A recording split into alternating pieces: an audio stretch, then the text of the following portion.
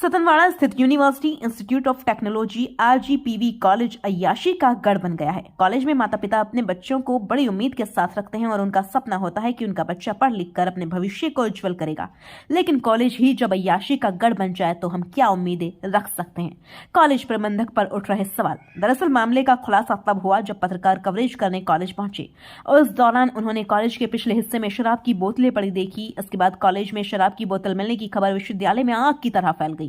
College परिसर से दर्जनों शराब की बोतलें निकलने से कॉलेज प्रबंधक समेत कॉलेज से जुड़े दूसरे कर्मचारियों पर सवाल खड़े हो गए हैं। शराब की खाली बोतलें मिलना कॉलेज प्रबंधक की विफलता को दर्शाता है।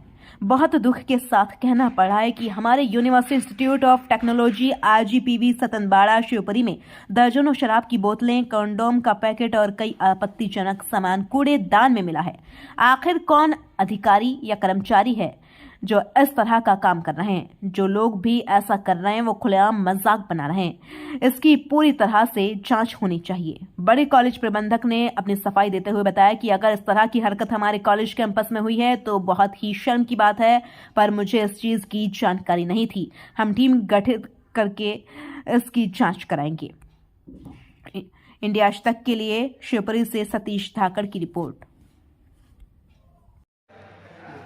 सर, ये जो आपके कॉलेज कैंपस में है, अभी हमने देखा तो हॉस्टल तरफ कुछ दारू की खाली बोतल है और कुछ ऐसे आपत्तिजनक सामान मिला है। तो इसके संबंध में थोड़ा बस आपसे चर्चा करना चाह रहे थे। आप इसको दिखवाएं सर, क्या है? हाँ, अभी आपसे मुझे ये जानकारी प्राप्त हुई है तो ये बड़ा दुखद है और बहुत ही खेदजनक है कि हमारे अब ये एक विषय ज़रूर है कि बच्चों ने ये कार्यक्रम ये यदि किया है तो इस पे नज़र रखी जानी आवश्यक है।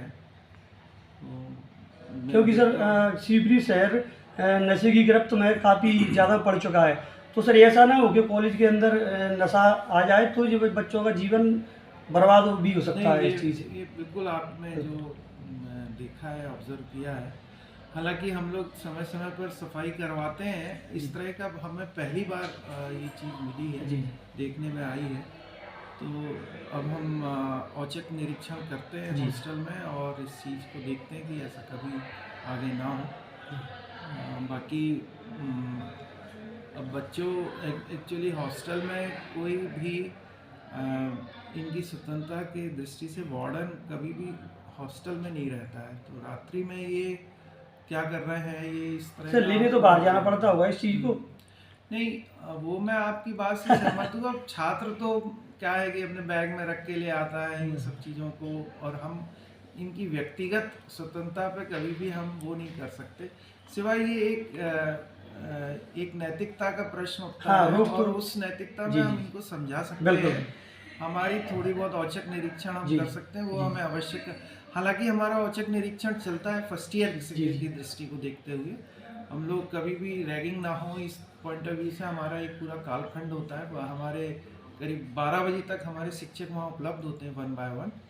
पर ये स्थिति यदि वहाँ पे हो रही है तो एक स्वाभाविक है कि ये एक गंभीर विषय है और इस पे हम कोई उचित कार्रवाई और यदि ऐसा भविष्य में ना हो इस पे ज़रूर हमें ध्यान देना। ठीक है, थैंक यू सर।